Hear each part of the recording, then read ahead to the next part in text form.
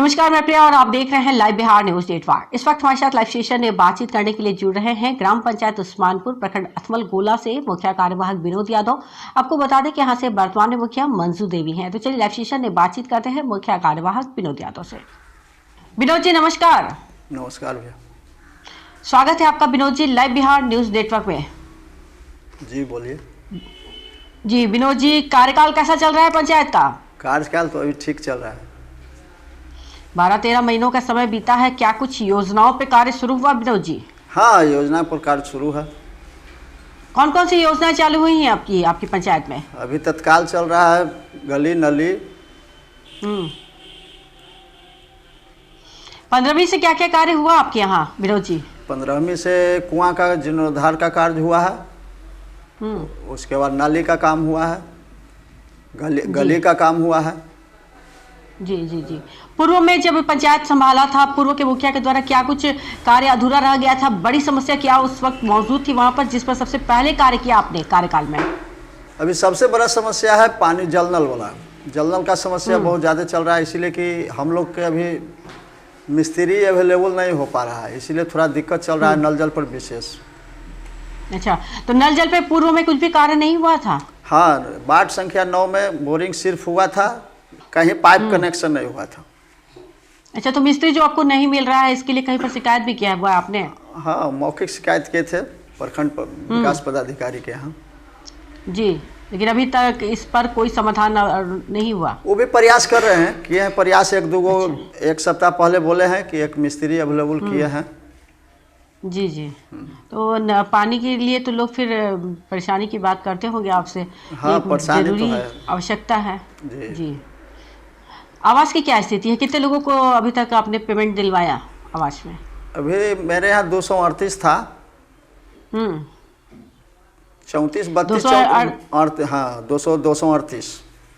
जी जी जी। तो पूर्व के लिस्ट में ही 238 नाम था? हाँ, नहीं नाम विशेष था, 800 के आसपास नाम था। पेमेंट 238 में 34-35 हो गया है। जी, बाकी लोगों का भी बाकी है। 234-35 हो गया है।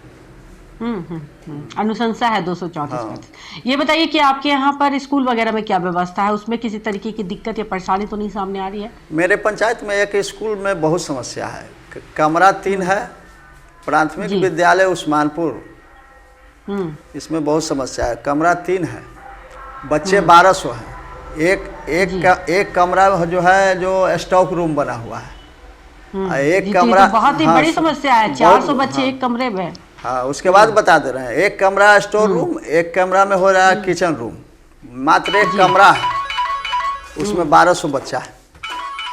जी, तो बहुत ज़्यादा असुविधा हो रही होगी। हाँ, बहुत, यही इसमें बहुत ज़्यादा समस्या है। जी, तो इस समस्या के लिए फिर क्या सोचा आपने?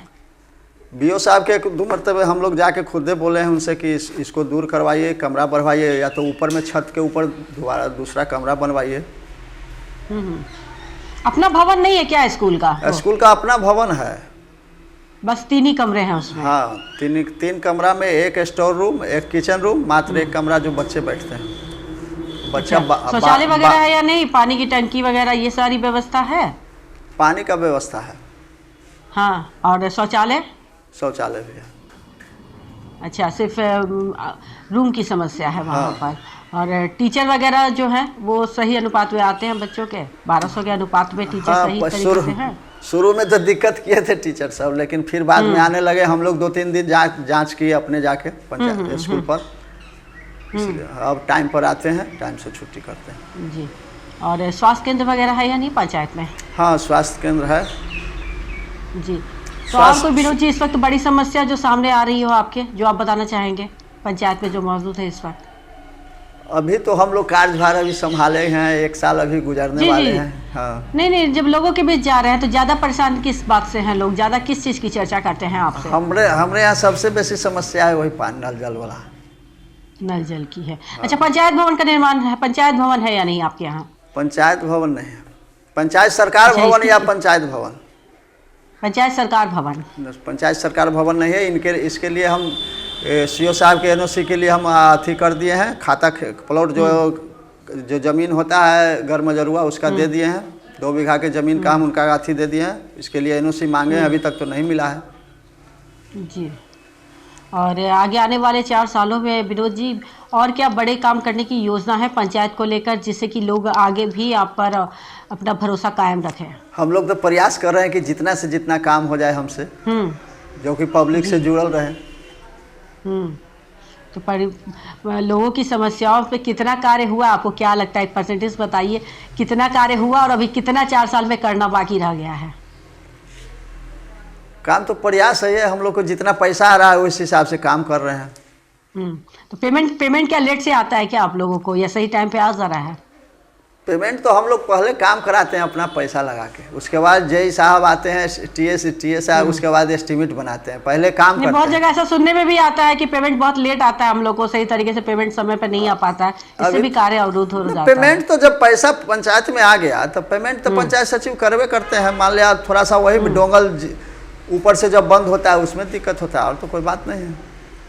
जी, चलिए तो फिर डीडी साहब जब डोंगल बंद करेंगे तब वही बंद होता है, उसके बाद तो आप पैसा काम कीजिए। मतलब प्रशासनिक तौर पे कोई आपको असुविधा नहीं है, सहयोग मिलता है योजनाओं के क्रियान्वयन में। बहुत बहुत धन्यवाद आपका Vinod ji, live Bihar news network से बातचीत करने के लिए।